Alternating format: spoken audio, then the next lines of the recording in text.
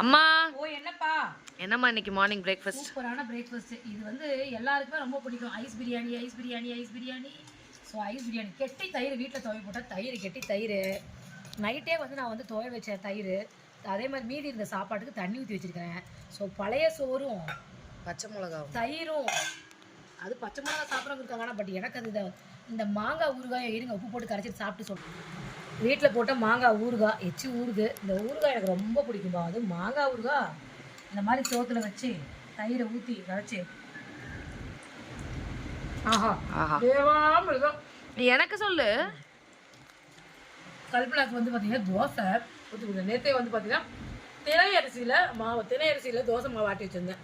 இட்லி பொடி இப்போ அரைச்சது வீட்டில் இருந்துச்சு. இட்லி பொடி மினி விளாகில் வரும் பாருங்கள், பார்த்துட்டு. பொடி தோசை ஒன்று, நார்மல் தோசை ஒன்று. நம்ம வீட்டில் காலைல பிரேக்ஃபாஸ்ட் பழைய சோறு தோசை பொடி ஊறுகாய். உங்கள் வீட்டில் என்ன பிரேக்ஃபாஸ்ட் சொல்லுங்கள். இந்த பழைய சோறு காம்பினேஷன் யார் யாருக்கு பிடிக்கும்னு கமெண்ட்டில் சொல்லுங்கள். வளையல் வீடியோஸில் பேங்கிள்ஸ் வீடியோஸ் அந்த காய்கறி காமிச்சிருக்கிறேன் வளையலுக்கு பேங்கிள்ஸ் வீடியோ போட்டிருக்கேன், பார்த்துட்டு ஆதரவு கொடுங்க. வாங்க சாப்பிட்லாம்.